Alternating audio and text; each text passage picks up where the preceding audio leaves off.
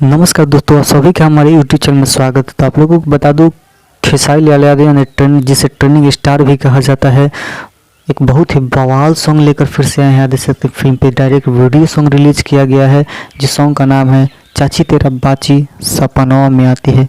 कमाल का बहुत ही अच्छा सॉन्ग है, बेहतरीन सॉन्ग है। टाइटल इतना अच्छा है तो सॉन्ग कितना अच्छा होगा, बहुत ही कमाल। उसको रिलीज भी कर दिया गया, आप लोग जाकर देख सकते हैं, फिल्म पे देख सकते हैं। काफ़ी बेहतरीन, काफ़ी कमाल का एक्टिंग की है निशा पांडे जी ने, और लिखा है अखिलेश कश्यप ने, म्यूजिक दिया है वही जोड़ी श्याम सुंदर जी ने। और काफ़ी कमाल का, काफ़ी बेहतरीन सॉन्ग है।